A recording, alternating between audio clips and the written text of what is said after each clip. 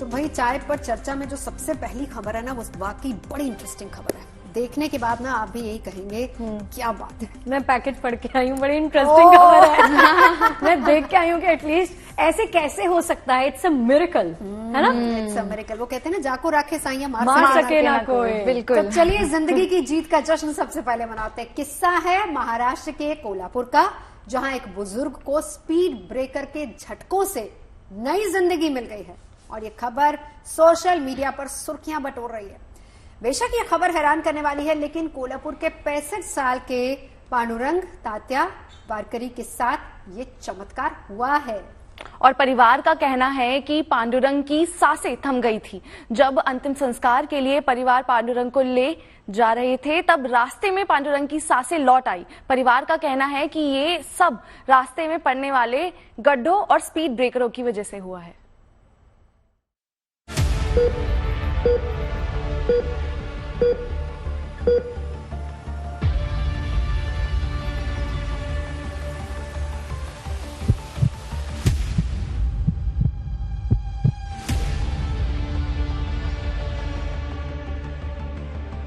क्या speed breaker और गड्ढे किसी की जिंदगी का यू टर्न बन सकते हैं? क्या ये किसी को नई जिंदगी दे सकते हैं? यकीनन ये बातें हैरान जरूर कर रही हैं, मगर हकीकत में ऐसा चमत्कार हुआ है महाराष्ट्र के कोल्हापुर में एक बुजुर्ग के साथ, जिनको मानो इन स्पीड ब्रेकर्स ने दूसरा जन्म दिया हो।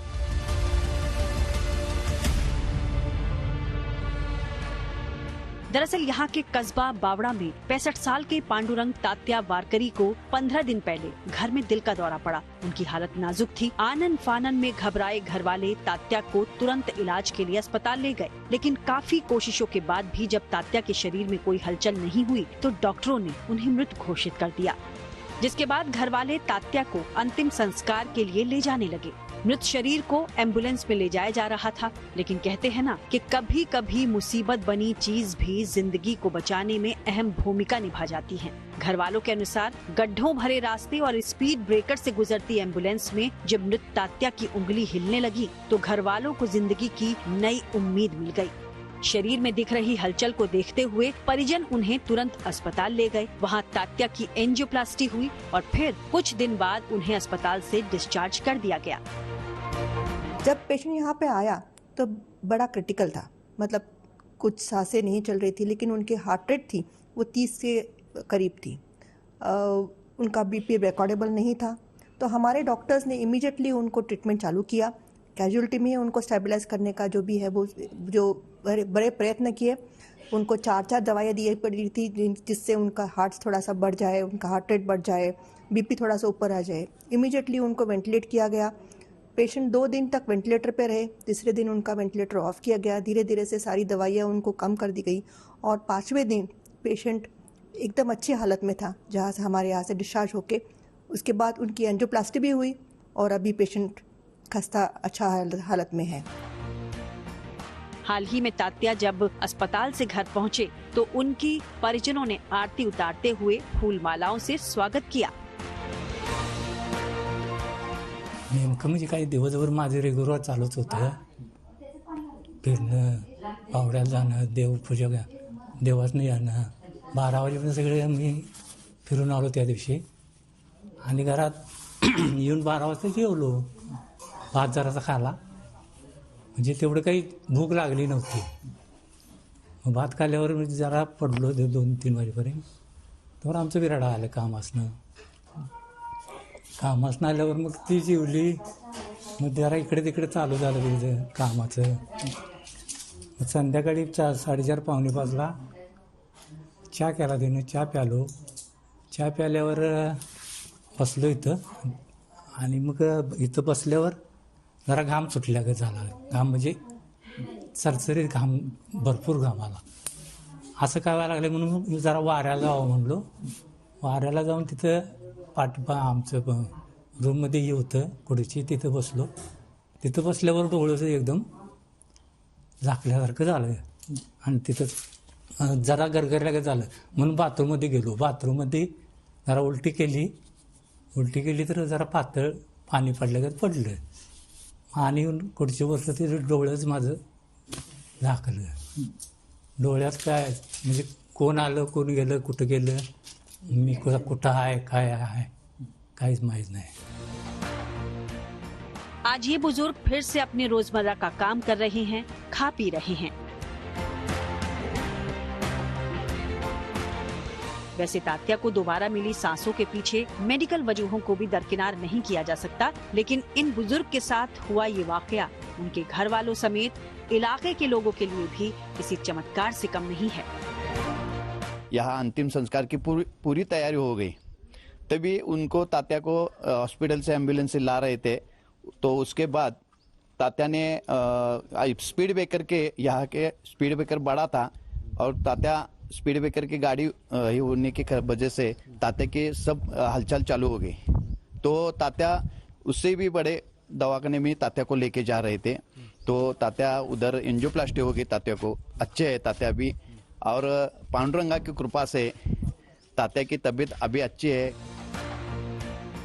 बेशक जहां आज के समय में सड़कों के गड्ढे और स्पीड ब्रेकर्स कभी कभार जिंदगी के लिए मुसीबत का सबब बन जाते हैं, वहीं इस 65 साल के बुजुर्ग पांडुरंग तात्या उल्पे के लिए यही मुसीबत मानो वरदान बन गई, उनको एक नई जिंदगी दे गई. कोल्हापुर से दीपक सूर्यवंशी के साथ bureau report, good news today. देखिए, घर में भी हमने अपने बुजुर्गों को कहते हुए सुना है कि चमत्कार होते हैं, मिरेकल्स डू हैपन. तो तात्या जी के साथ तो यही हुआ है. अब दिल के दौरे से मृत हो चुके बुजुर्ग की सांसें फिर किन मेडिकल कारणों में लौटी, इनमें स्पीड ब्रेकर्स के झटकों का कितना योगदान रहा, कोल्हापुर में हुए इस हैरान कर देने वाले वाकये को लेकर मेडिकल साइंस में थ्योरी क्या कहती है, एक्सपर्ट्स की जुबानी सुन लेते हैं एक बार. पहली बात तो ये कि जो आप अपने पास जो भी हिस्ट्री है, जो भी रिकॉर्ड है, वो ऑथेंटिकेटेड नहीं है. मतलब जब तक अपन लोगों ने खुद ने नहीं देखा तब तो उसके बारे में कहना कुछ मुश्किल काम होता है. लेकिन दूसरी बात यह है कि ब्रेन बड़ा सेंसिटिव ऑर्गन है. यदि हार्ट बंद हो गया चलना तो कुछ मिनटों में उसके ऊपर परमानेंट डैमेज हो जाता है, विद इन फ्यू मिनट्स, है ना. जो हम देखते हैं ना, बहुत सारे लोगों को कार्डियक अरेस्ट होता है, फिर हम उसको रिवाइव कर लेते हैं, लेकिन ब्रेन में परमानेंट इस्केमिक डैमेज हो जाता है. तो वो समय बहुत कम होता है. तो ये इस तरह की कई समय, बहुत लंबे समय तक वो अरेस्ट में रहे और फिर उसके बाद आके ब्रेन ने काम करना शुरू कर दिया, ये थोड़ा सा समझ में आने वाली बात नहीं है. तो चलिए बात मौसम की कर लेते हैं. चाय है या क्या है उसमें? गर्म पानी है, हाथ सेकने के लिए. ये हम दर्शकों को सच्ची में बता दें, इतनी ठंड है ना कि मैंने और शगुफ्ता ने इसमें गर्म पानी मंगाया है खोलता हुआ, ताकि हम ऐसे करके हाथ सेक ले. अंदाजा लगा सकते हो. अच्छा, आप तो आज सुबह कितने बजे ऑफिस आई थी? मैं 6 बजे उठी थी. 6 से 7 तक मैं वेट करी थी कि अंधेरा छटे. 7 बजे घर से निकली, 7:30 तक अंधेरा था. तो आप आई कैसे? इतना फॉग था आज? कैब धीरे धीरे चली, कैब से आई. बहुत ज्यादा ठंड थी, बहुत ज्यादा कोहरा था और एकदम मतलब दिखने वाले हालात तो बिल्कुल नहीं थे. विजिबिलिटी 0 थी. मुझे तो इतनी फॉग में ड्राइव करते हुए बहुत ज्यादा डर लगता. मुझे भी, मैं सुबह जब निकल रही थी 11 बज रहे थे, तो मेरी मदर ने यही कहा कि आप गाड़ी से जाएंगे देखना, क्योंकि वहाँ फॉग बहुत होगा, तो ध्यान से. दिल्ली का 11 बजे तक ऐसा ही था. बहुत बुरा हाल. अभी भी हो गया ये हाल बाहर. बस थोड़ी देर के लिए हल्की सी धूप खिली थी, उसके बाद हाल वो ना के बराबर. 3-4 दिन शायद ऐसे ही रहेगा. 3-4 दिन इसी तरह से, और कोहरा आगे बढ़ने ही वाला है. कल हमने बात की थी कि टेम्परेचर डिप हो सकता है 7 to 8. तो आज सुबह का टेम्परेचर था 7 डिग्रीज. हमारी भविष्यवाणी सच साबित हुई. बिल्कुल. तो चलिए आपको दिल्ली और आसपास के सर्दी के मौसम का हाल दिखाते हैं.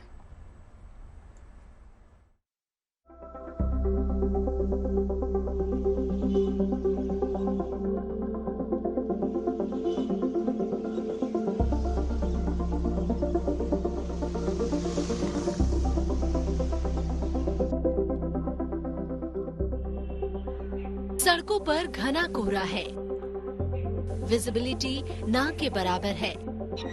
ये हालात राजधानी दिल्ली के हैं. न सिर्फ दिल्ली बल्कि पूरे उत्तर भारत में इन दिनों कड़ाके की ठंड पड़ रही है. शीतलहर का भी असर देखा जा रहा है. सुबह सवेरे दिल्ली एनसीआर कोहरे और धुंध की चादर में लिपटी नजर आई. कुछ जगहों पर विजिबिलिटी 10 मीटर से भी कम रही। ऐसे में दिन के उजाले में भी अंधेरा छाया रहा और सड़कों पर गाड़ियां रेंगती नजर आई। राजधानी दिल्ली समेत पूरे उत्तर भारत में घना कोहरा पड़ रहा है। इस वक्त हम मौजूद हैं अक्षरधाम मंदिर के सामने फ्लाईओवर पर और इन तस्वीरों को देख के अंदाजा लगाया जा सकता है कि क्या स्थिति है शुक्रवार की सुबह। न सिर्फ दिल्ली बल्कि एनसीआर इलाके की विजिबिलिटी काफी कम है। जो भी गाड़ियां आपको हाईवे पर नजर आ रही हैं, सबने अपनी लाइट्स को ऑन कर रखा है ताकि चलने में दिक्कत न हो। दिल्ली एनसीआर का कोई भी कोना हो, हालात हर जगह एक जैसे ही नजर आए। चारों ओर घने कोहरे का पहरा है। कोहरे के साथ साथ दिल्ली में अब गलन भी बढ़ने लगी है। ठंड के प्रकोप से बचने के लिए लोग अलाव का भी सहारा ले रहे हैं। आईएमडी ने इसको लेके पहले ही चेतावनी जारी कर दी थी। बताया गया था कि शुक्रवार को मॉडरेट फॉग सिचुएशन हो सकता है, लेकिन इस वक्त शुक्रवार की सुबह दिल्ली एनसीआर के इलाके में, यानी कि दिल्ली, फरीदाबाद, नोएडा, गुड़गांव, ग्रेटर नोएडा, अगर आप इन इलाकों में रह रहे हैं और सड़कों पे हैं तो आपको इसी तरह के फॉग का सामना करना पड़ेगा। कम्यूटर्स जो भी घर से निकल रहे हैं दफ्तरों के लिए या कहीं और जा रहे हैं, इस वक्त गाड़ी संभाल के चलाने की जरूरत है। कुल मिलाकर बढ़े हुए धुंध की वजह से विजिबिलिटी पे बहुत जबरदस्त असर पड़ रहा है। फिलहाल मौसम विभाग ने दिल्ली एनसीआर में कोहरे को लेकर ऑरेंज अलर्ट भी जारी किया है और बताया है कि अगले कुछ दिनों तक हालात यूं ही बने रहेंगे, यानी कि दिल्ली एनसीआर के लोगों को फिलहाल घने कोहरे से राहत नहीं मिलने वाली है। कोहरे के साथ साथ दिल्ली एनसीआर में पारा भी लगातार लुढ़कता जा रहा है। आज सुबह दिल्ली में न्यूनतम तापमान 60 डिग्री दर्ज किया गया। मौसम विभाग का मानना है कि आने वाले दिनों में तापमान में गिरावट के साथ साथ 6 फरवरी को बारिश भी हो सकती है। कुल मिलाकर दिल्ली वासियों को फिलहाल ठंड और घने कोहरे से राहत के आसार नहीं है। ऐसे में जरूरी है कि सड़कों पर गाड़ियां चलाते वक्त बेहद सावधानी बरतें और सेहत का खास ख्याल रखें। दिल्ली से हिमांशु मिश्रा और अमित भारद्वाज के साथ bureau report, good news today.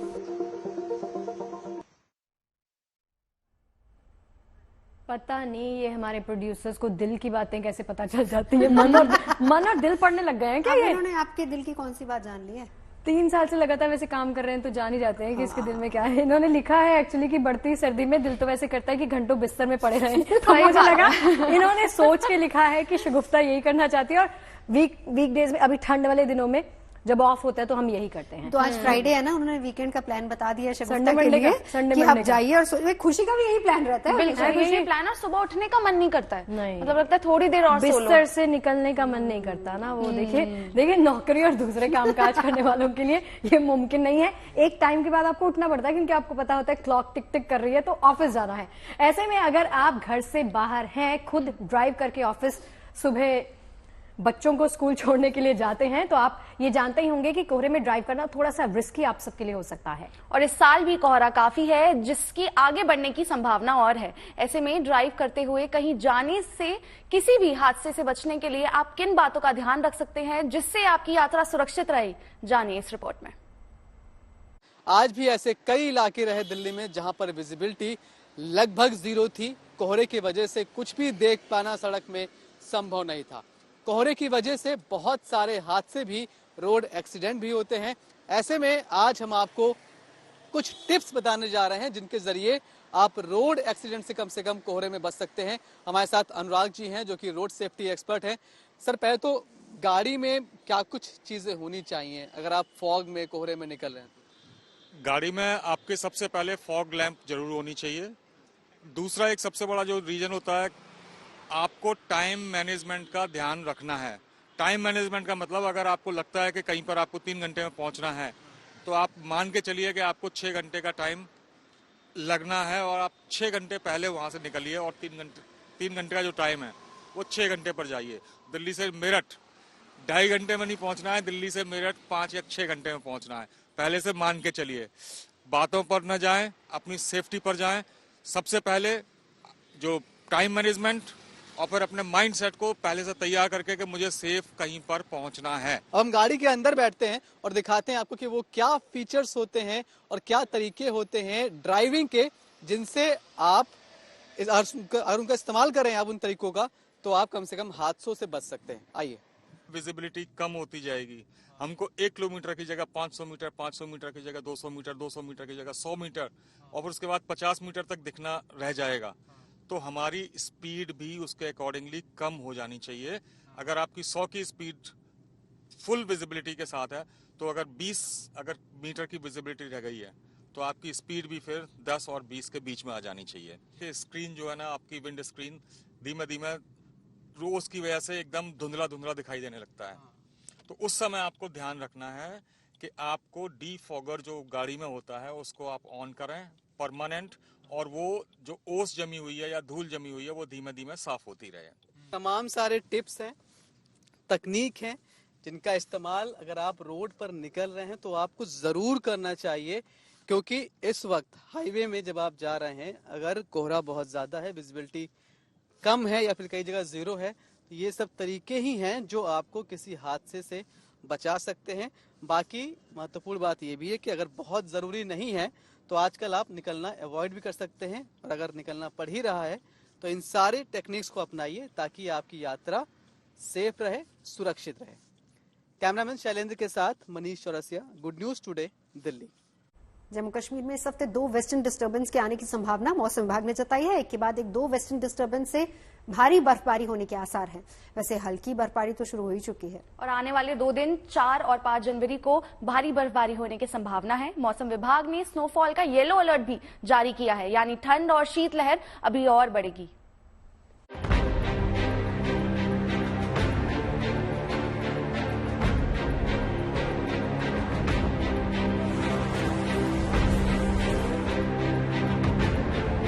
जैसा कि मौसम विभाग ने संभावना जताई थी, गुरुवार से जम्मू कश्मीर में ताजा बर्फबारी की शुरुआत हो चुकी है। उच्च पर्वतीय इलाकों के साथ साथ श्रीनगर समेत घाटी के निचले इलाकों में भी हल्की बर्फबारी हुई। उच्च पर्वतीय इलाकों में 3 से 5 इंच, जबकि निचले क्षेत्रों में 1 से 2 इंच बर्फ गिरी। नए साल की शुरुआत में हुई बर्फबारी का ये तो महज ट्रेलर है, पिक्चर तो अभी पूरी बाकी है, जो इसी हफ्ते दिखाई देगी। मौसम विभाग ने इस हफ्ते 2 वेस्टर्न डिस्टर्बेंस का अनुमान जताया है, जिसका असर दिखना शुरू भी हो चुका है। कल से 6 जनवरी के बीच 2 वेस्टर्न डिस्टर्बेंस आने की संभावना है, जिससे घाटी में भारी बर्फबारी हो सकती है। 4 और 5 जनवरी के लिए मौसम विभाग ने येलो स्नोफॉल अलर्ट जारी किया है। कुछ ही दिन पहले सीजन की पहली बर्फबारी हुई, जैसे आप देख सकते हैं, बहुत खूबसूरत नजारे हैं, लेकिन उसके साथ साथ ठंड भी बहुत है। हालांकि जब बर्फ होती है ठंड में कमी जरूर आती है। दिसंबर का पूरा महीना कश्मीर ने जो है सूखा झेला, और सूखे के साथ जबरदस्त जो है ठंड भी थी, लेकिन उसके बाद बर्फबारी हुई, थोड़ा ठंड में जो है राहत आई मिली, लेकिन अब जो है फिर एक बार जबरदस्त ठंड है, सर्दी है। कश्मीर में स्नोफॉल ने किस कदर धरती की जन्नत को सफेदी की चादर से ढक दिया है। जोजिला पास के करीब श्रीनगर लेह हाईवे पर बिछी कई इंच मोटी बर्फ की ये तस्वीरें बता रही हैं। आवाजाही को सुचारू रूप से चलाने के लिए यहाँ सड़कों से बर्फ हटाई जा रही है। स्नो कटर मशीन से बर्फ हटाकर रास्ता बनाया जा रहा है।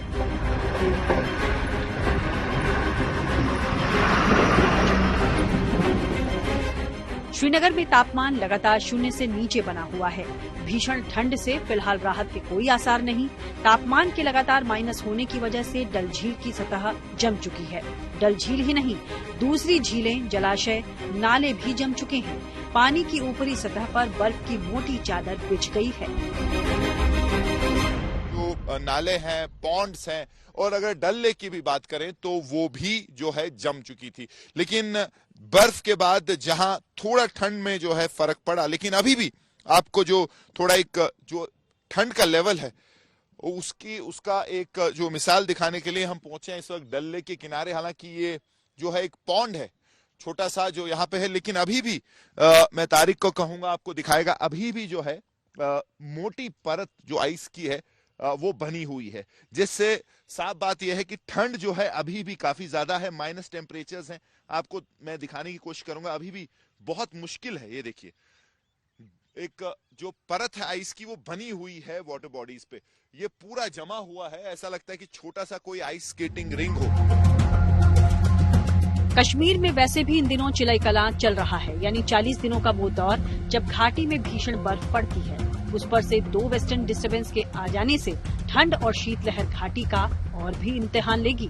श्रीनगर से मीर फरीद के साथ bureau report, good news today. और चलिए बात करते हैं पहाड़ों के खूबसूरत मौसम की, जो अपनी सुंदरता से पर्यटकों को अपनी तरफ आकर्षित कर रहा है। पहाड़ों पर बर्फबारी के नजारे देखकर पर्यटक खुद को रोक नहीं पा रहे, वहां जाना चाहते हैं। नए साल के मौके पर खूबसूरत वादियों में पहुंचे पर्यटकों की खुशी का ठिकाना नहीं है। पर्यटक इस मौके पर मस्ती का कोई भी मौका हाथ से जाने नहीं देना चाहते। पर्यटकों में रिवर राफ्टिंग को लेकर क्या क्रेज है, देखिए इस रिपोर्ट में।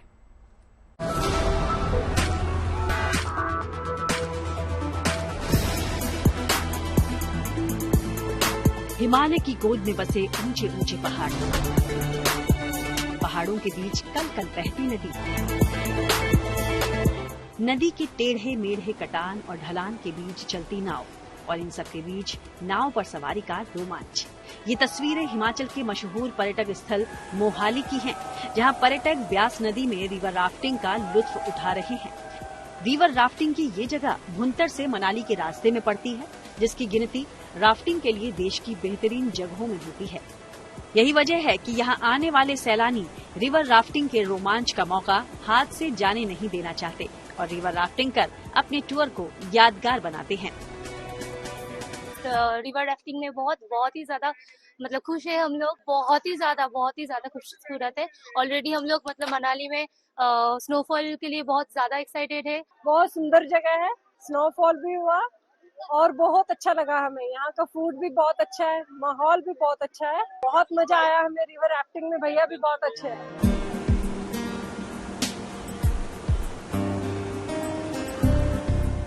हालांकि पहाड़ों की रोमांचक रिवर राफ्टिंग से कुछ जोखिम भी जुड़े हैं, लिहाजा सावधानी बरतने की भी जरूरत है।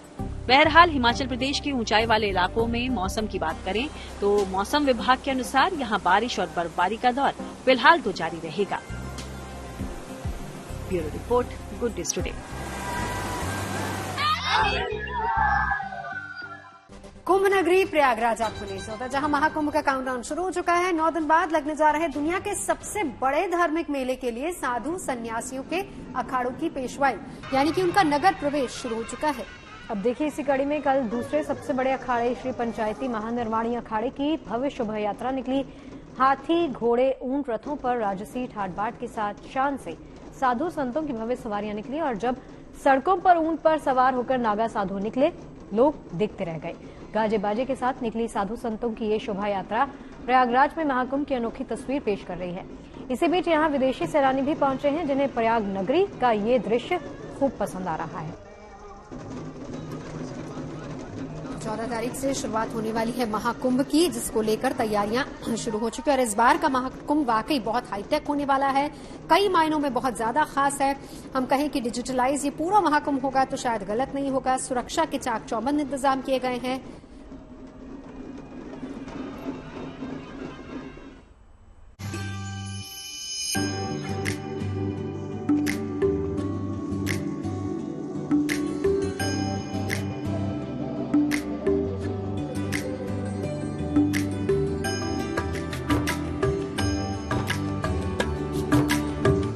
गाजे बाजे के साथ निकली साधु संतों की ये शोभा यात्रा प्रयागराज में महाकुंभ की अनोखी तस्वीर पेश कर रही है। गुरुवार को हाथी, घोड़े, ऊंट और रथों पर राजसी ठाट बाट के साथ शान से साधु संतों की भव्य सवारियां निकली तो लोग देखते ही रह गए। ये तस्वीरें प्रयागराज में लग रहे महाकुंभ 2025 के लिए श्री पंचायती महानिर्वाणी अखाड़े के नगर प्रवेश यात्रा की है, जिसका धूमधाम से स्वागत किया गया। जितने भी नागा सन्यासी और संत महामंडलेश्वर भारत के अलावा विदेशों में जहाँ से भी आते हैं, वो एक जगह एकत्रित होकर इस देवता के साथ में हम लोग नगर भ्रमण करते हैं। नगरवासियों के द्वारा और प्रशासन के द्वारा बहुत स्वागत किया गया, सबका आभार है। शहर भर में मौजूद तमाम लोगों ने सड़कों के किनारे खड़े होकर और घरों की बालकनी से संत महात्माओं के दर्शन किए और उनसे आशीर्वाद ग्रहण किया, क्योंकि ये मौका बरसों बाद आया है। जब तीर्थराज प्रयाग में साधु सन्यासियों और महामंडलेश्वरों का इतना विशाल समागम होने जा रहा है। इस लिहाज से महाकुंभ के लिए साधु संतों के अखाड़ों के नगर प्रवेश की अहमियत बहुत ज्यादा मानी जाती है, क्योंकि इसके साथ ही सनातन धर्म की ये ध्वजवाहक आम लोगों को महाकुंभ में शामिल होकर पुण्य कमाने का संदेश देते हैं। महानिर्वाणी अखाड़े की शोभा यात्रा में काशी से आए ब्राह्मण डमरू बजाकर यात्रा की शोभा बढ़ाते दिखे, तो साथ ही महिलाएं भी कलश लेकर इस यात्रा में आगे आगे चल रही थी। संत महात्माओं के काफिले पीपा पुल से होकर कुंभ नगरी की ओर बढ़े, तो इस यात्रा की भव्यता देखते ही बन रही थी। महाकुंभ के लिए संगम की रेती पर बने छावनी क्षेत्र में अखाड़ों के पारंपरिक रूप से इस तरह नगर प्रवेश को पेशवाई कहा जाता है। बड़ी संख्या में नागा साधु भी महानिर्वाणी अखाड़े की इस पेशवाई में शरीक हुए। महामंडलेश्वरों के साथ, भक्त समाज के साथ, साधु संतों के साथ मिलकर जो ये पेशवाई जो है निकाली जा रही है, जो धर्म, संस्कृति, राष्ट्र के उत्थान की भावना के साथ और भारतीय संस्कृति की, हिंदू धर्म की जो ध्वजा सदा ऐसे फहराती रहे, इसी भावना के साथ सभी नागा सन्यासियों के साथ ये पेशवाई निकाली जा रही है। भारतीय सनातन धार्मिक परंपरा में श्री पंचायती महानिर्वाणी अखाड़े का अहम स्थान है। श्री पंचायती महानिर्वाणी अखाड़ा भारत में साधु संतों का दूसरा सबसे बड़ा अखाड़ा है। इस अखाड़े के इष्ट भगवान कपिल जी हैं, जिनकी प्रतिमा पेशवाई में सबसे आगे चलती है। पंचायती महानिर्वाणी अखाड़ा की स्थापना विक्रम संवत 805 में अटल अखाड़े से जुड़े 8 संतों ने की थी। माना जाता है कि जूना अखाड़े के बाद सन्यासियों की सबसे ज्यादा संख्या इसी अखाड़े में है। इस अखाड़े में इस समय 67 महामंडलेश्वर हैं। इसके अलावा 12 और भी अखाड़े हैं, जिनकी दिव्य पेशवाई के दर्शन आने वाले दिनों में होंगे। 13 अखाड़े हैं, तो कोई अग्नि अखाड़ा है, कोई जूना अखाड़ा है, कोई निरंजनी अखाड़ा है, कोई अनेक अखाड़े हैं। इन अखाड़ों के हिसाब से अपनी अपनी पेशवाइयाँ होती हैं, अपने अपने साधु संत अपने अपने अखाड़ों के माध्यम से प्रवेश करते हैं अलग अलग दिनों में। हमारा प्रवेश आज है, बाकी अन्य अखाड़ों के भी पेशवाई अभी और निकलेंगी, उनका भी प्रवेश आराम धीरे धीरे हो जाएगा। प्रयागराज में 13 जनवरी 2025 से महाकुंभ का शुभारंभ होने जा रहा है। इससे पहले सभी 13 अखाड़ों के साधु संत, महात्मा और महामंडलेश्वर महाकुंभ मेला में बने शिविरों में प्रवेश लेंगे। वहीं देश के कोने कोने से भी श्रद्धालुओं का आगमन यहाँ पर शुरू हो चुका है। समस्त भारत की जनता और विश्व के सनातन धर्मावलंबियों को मैं आमंत्रित करता हूँ कि वो कायिक, मानसिक, वाचिक रूप से कुंभ का दर्शन अवश्य करें, क्योंकि ये अमृत की वेला है और देवताओं ने भी इसमें स्नान करने का एक आह्वान हम लोग करते हैं। देवता स्नान करते हैं, ये प्रमाणिक है सारा। और ये सारे दुनिया के जितने देश हैं, लगभग 80% देशों की जितनी जनसंख्या नहीं है जितने लोग इस कुंभ में यहाँ आते हैं, और भारत अपने आप में एक विहंगम एक दृश्य होगा। प्रयागराज में महाकुंभ के औपचारिक शुभारंभ में अब केवल 10 दिन बचे हैं, लिहाजा प्रशासन ने इसकी तैयारियों को संपन्न करने के लिए कमर कस ली है। लगभग सभी अपने स्तर पे कंप्लीट होने को आई हैं, सभी अलॉटमेंट हो चुके हैं, सभी की बसावट तेजी से हो रही है, सभी इंफ्रास्ट्रक्चर की जो भी फैसिलिटीज है उसको हम लोग संतृप्त कर लिए हैं, और जो इक्का दुक्का काम बचे हैं उनको भी हम लोग निपटा रहे हैं। प्रयागराज के इस महाकुंभ में भक्ति और श्रद्धा के तमाम रंग देखने को मिल रहे हैं। दुनिया का ये सबसे बड़ा मेला विश्व के कोने कोने से लोगों को आकर्षित कर रहा है।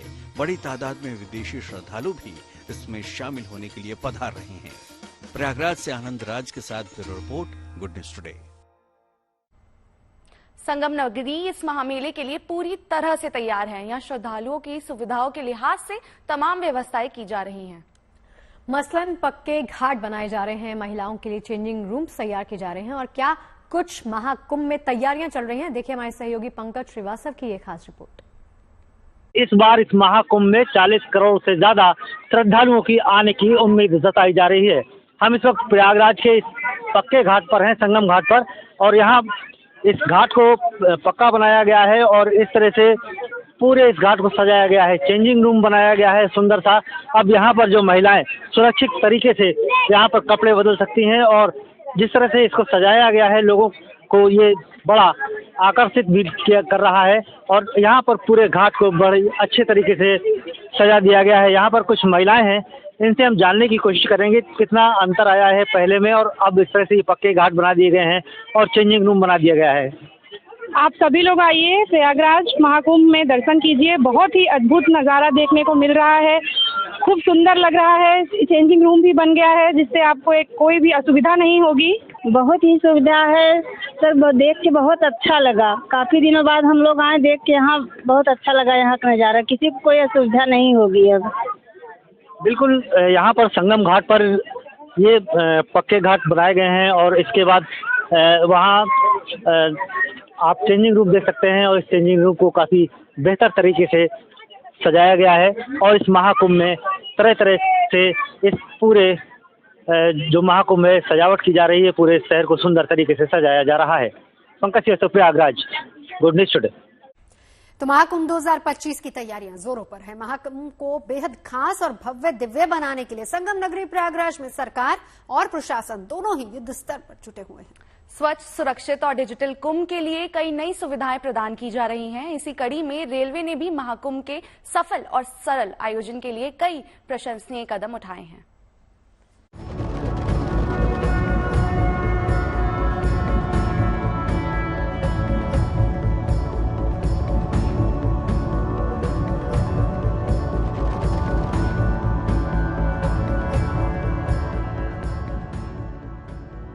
हिंदू धर्म में यूं तो बहुत से पर्वों को शुभता और उत्साह के साथ मनाया जाता है, लेकिन जब भी बात होती है कुंभ की तो उत्साह दोगुना और अध्यात्म चरम पर होता है।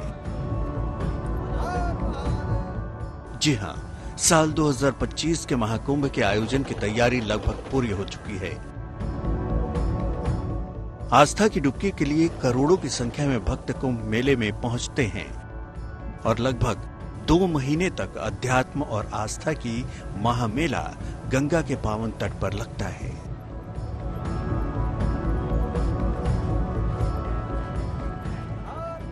इस बार प्रशासन कुंभ मेले के लिए विशेष व्यवस्था करने में जुटा हुआ है। 2025 के आस्था के इस महाकुंभ में अध्यात्म और तकनीक का समन्वय देखने को मिलेगा। भारतीय रेलवे ने इस बार तीर्थयात्रियों के लिए एक बड़ा इंतजाम किया है। महाकुंभ के दौरान प्रयागराज जंक्शन पर रेलवे के कमर्शियल डिपार्टमेंट के कर्मचारी विशेष ड्यूटी पर रहेंगे और क्यूआर कोड वाली हरे रंग की जैकेट पहनेंगे। पवित्र शहर में आने वाले यात्री रेल कर्मियों की जैकेट पर पहने जाने वाले स्कैनर का उपयोग करके टिकट बुक कर सकेंगे।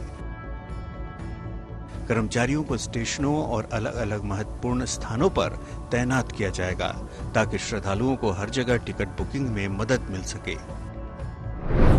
टिकट बुक करने के लिए यात्रियों को बस रेलवे कर्मचारियों की हरे रंग की जैकेट पर क्यूआर कोड को स्कैन करना होगा। स्कैन करने के बाद उन्हें अपने स्मार्टफोन पर अनरिजर्व्ड टिकटिंग सिस्टम्स यानी यूटीएस मोबाइल ऐप डाउनलोड करने का लिंक मिलेगा।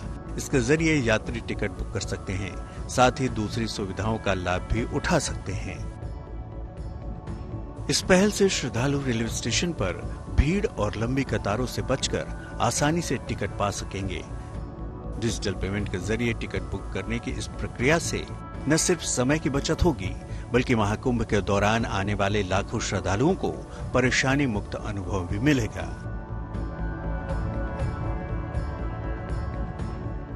इस तरह नई पहल डिजिटल इंडिया की दिशा में एक कदम होगी। साथ ही महाकुंभ 2025 में आने वाले श्रद्धालुओं के लिए एक बड़ी राहत साबित होगी। देश विदेश के श्रद्धालु इस ऐतिहासिक और आध्यात्मिक आयोजन का हिस्सा बन सके, इसे देखते हुए महाकुंभ के दौरान उत्तर मध्य रेलवे 13,000 से ज्यादा ट्रेनों का संचालन करेगा। इन ट्रेनों में 10,000 से ज्यादा नियमित गाड़ियां यात्रियों की सेवा में होंगी। इसके अलावा 3,000 से ज्यादा विशेष ट्रेनें चलाई जाएंगी। इन विशेष ट्रेनों में 2,000 आउटवर्ड गाड़ियां होंगी, जबकि 800 इनवर्ट गाड़ियां होंगी जो वापसी यात्रा के लिए होंगी। इस बार के कुंभ मेले का आयोजन पिछले कई कुंभ मेले के आयोजन को पीछे छोड़ देगा, ऐसा दावा किया जा रहा है। इस बार महाकुंभ में कई नई सुविधाएं भी देने की तैयारी है, जिसमें रेलवे ने भी बढ़ चढ़कर साथ दिया है। Bureau report, good news today. अब कुछ मीठा हो जाए। क्या खाएंगे आप लोग बताइए? इस मौसम में क्या खाना पसंद करते हैं? वैसे हम हर बार चटपटी चीजों की बात करते हैं, आज मीठा लाए हैं। सर्दियों में ना मीठा खाने का मजा ही कुछ और है। और आपने गाजर का हलवा भी बनाया है। और मैंने बनाया है गाजर का हलवा विदाउट शुगर, लेकिन वो बहुत मीठा है। सुनो तो, मैं एक दिन नीचे बोल रही थी किसी को गजरेला खाना है, हाँ। तो ये हंसने लग गए। इनको पता ही नहीं है। बताओ गजरेला क्या होता है? गजरेला पंजाब में गाजर का हलवा नहीं बोलते। आप कहीं जाएंगे ना, वहाँ ये कहेंगे भरावा गजरेला दे दी आधा किलो। तो मैंने गाजर खजूर डाल के, वाह, ओह पूरा हेल्दी, नो शुगर। शुगर आपने कट कर दी, शुगर कट कर दी है, उसकी जगह खजूर। तो टेस्ट कैसा? अल्टीमेट। आपको मैं कल लेके आऊंगी आपके लिए। आपको लगेगा नहीं कि आप बिना चीनी वाला खा रहे। आप कल नहीं ला पाएंगी। मैं दोबारा बना के ट्यूसडे आपके लिए लाऊंगी, क्योंकि मंडे आपका आप यहाँ पे चाय पे चर्चा में लाना, और सब लोग देखेंगे, फिर वो थोड़ा सा तो फील होना चाहिए कि हम कैसे है ना कि हम मीठे के साथ चाय नहीं पी सकते। हमारे पंजाब में जाके देखो, लोग गजरेले के साथ चाय का गिलास लेके बैठे, जलेबी के साथ चाय पी लेते हैं। फिर चाय फीकी लगने लगती है ना। जलेबी और रबड़ी का कॉम्बिनेशन भी अच्छा है। पेड़े भी अच्छे होते हैं वैसे। कहाँ के खिलाएंगे ये बताइए? हम लेकर चलेंगे देश के पेड़े, पंजाब की पिंडियां। बनारस, पंजाबी। अच्छा, बनारस ले चल रहे हैं आज आप? काशी में मिलते हैं लाल पेड़े। ओहो, देख लेते हैं ना कैसे है। चलिए देखिए।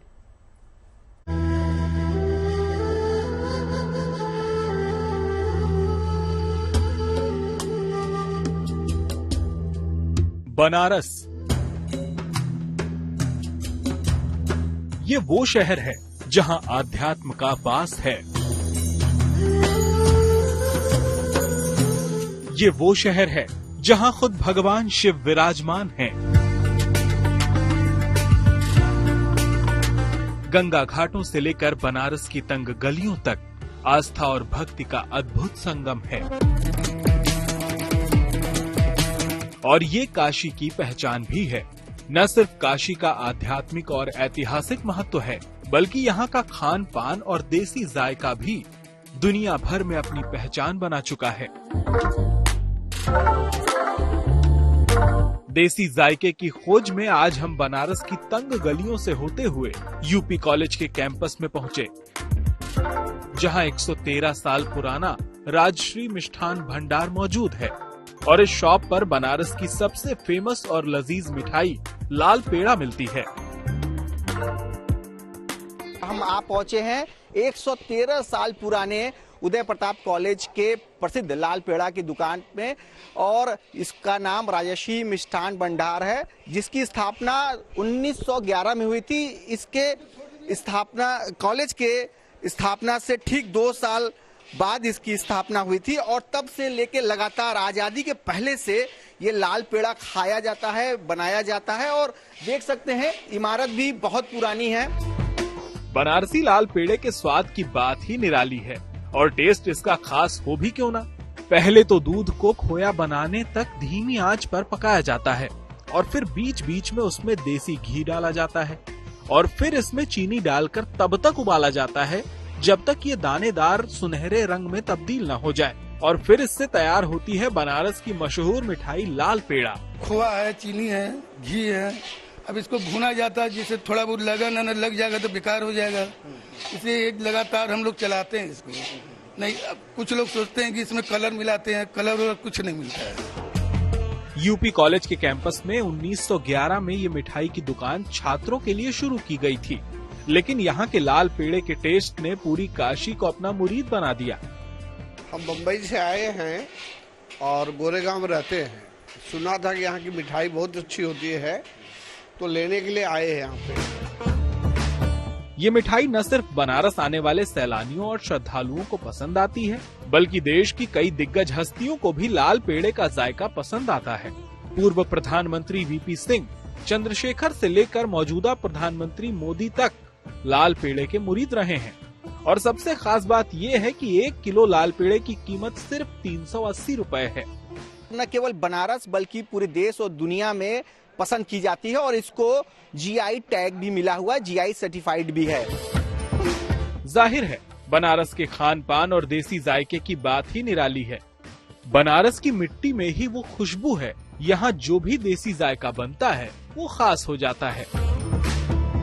वाराणसी से रोशन जायसवाल के साथ bureau report, good news today. और अब आपको मुंबई की 82 साल की बुजुर्ग महिला यास्मीन सानी से मिलवाते हैं, जिन्हें पेंटिंग्स के साथ साथ कविताओं का भी खूब शौक है। बावजूद इसके उनकी नजर कमजोर है। यास्मीन मंत्रमुग्ध कर देने वाली तस्वीरें बनाती हैं और 82 साल की उम्र में भी उनका हौसला और हिम्मत काबिले तारीफ है। यास्मीन उन तमाम महिलाओं के लिए भी एक प्रेरणा है जो उम्र के किसी भी पड़ाव पर कुछ कर गुजरने का जज्बा रखती हैं।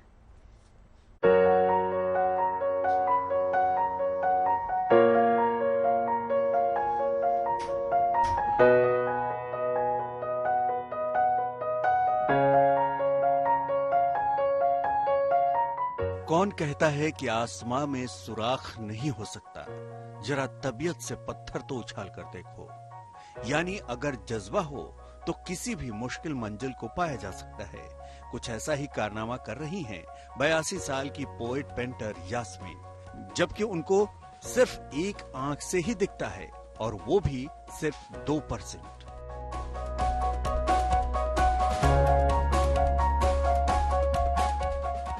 सवाल ये है कि महज 2% की दृष्टि रखने वाली यास्मीन पेंटिंग करती कैसे हैं? तो उनका जज्बा यहाँ अपना कमाल दिखाता है। इसको सोचना पड़ता है, बहुत टाइम लगता है। एक पेंटिंग को 2-2 महीने लग जाते हैं।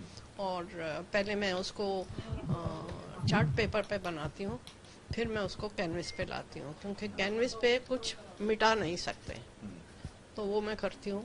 फिर उसके बाद मैं कलर्स सोचती हूँ कि कौन से कलर्स इसमें ठीक लगेंगे। हर एक पेंटिंग आप देख लो, उसके कलर्स बहुत अच्छे होंगे। फिर कलर्स की पेंटिंग्स का ये कमाल होता है कि उनकी अट्रैक्टिव होनी चाहिए, टेक्निकली परफेक्ट होनी चाहिए, तभी आप किसी को दिखा सकते हो। यास्मीन सिर्फ पेंटर ही नहीं है, बल्कि वो कवि भी हैं। उनकी पेंटिंग की खासियत ये है कि वो अपनी हर पेंटिंग के साथ एक कविता भी लिखती हैं। मैं एक पेंटर नहीं हूँ, मैं एक पेंटर पोएट हूँ। जो मेरे मन में आता किसी चीज के लिए, वो मैं कविता में भी लगा सकती हूँ और मैं पेंटिंग में भी कर सकती हूँ, तो मैं उन दोनों को इकट्ठा दिखाती हूँ। यास्मीन 82 साल की उम्र में अपने सारे काम खुद करती हैं। वो पेंटिंग्स के साथ साथ गिटार भी बजाती हैं और गाना भी गाती हैं। यानी कुल मिलाकर कहें तो वो बहुमुखी प्रतिभा की धनी भी हैं। यास्मीन साहनी ने अपनी जिंदगी में काफी दुख देखे हैं। उनके पति एयरफोर्स में विंग कमांडर रह चुके हैं, जबकि बेटा नेवी में था, लेकिन आज वो अकेले हैं। लेकिन फिर भी उनकी हिम्मत कम नहीं हुई है और अब तक उनकी पेंटिंग्स के 6 एग्जीबिशन लग चुके हैं। अब उन्होंने मुंबई का रुख किया है और 18 जनवरी को उनका 7वां एग्जीबिशन लगने वाला है। Dharmendra Dubey, Mumbai, good news today. कहते हैं मुस्कुराने की वजह ना ढूंढिए, वरना जिंदगी यूं ही कट जाएगी। कभी बेवजह भी मुस्कुरा कर देखिए, आपके साथ साथ जिंदगी भी मुस्कुराएगी। मगर आजकल जिंदगी का ये सफर खूब सर्दी का सफर झेल रहा है। बावजूद इसके सर्द और कोहरे के मौसम में वीकेंड का अपना ही मजा है। बिल्कुल। तो वैसे कोहरे से एक अच्छी बात ये हम सीख सकते हैं कि जीवन में जब कोई रास्ता ना नजर आए, तब हमारे लिए धीरे धीरे चलने में ही भलाई है। इसीलिए भाई मेरे लिए तो सर्दी का मौसम वाकई बहुत अच्छा है, और मेरे लिए बेस्ट है कि सुबह सुबह अगर मुझे शगुफ्ता जैसी चाय मिल जाए, जैसी वो बना के लाती, तो भाई हमारा वीकेंड तो बड़ा मजेदार हो जाएगा। आप एंजॉय कीजिए, चाय पीजिए, हमें मिस कीजिएगा, लेकिन मंडे मिलेंगे, साथ में बैठ के चाय पियेंगे।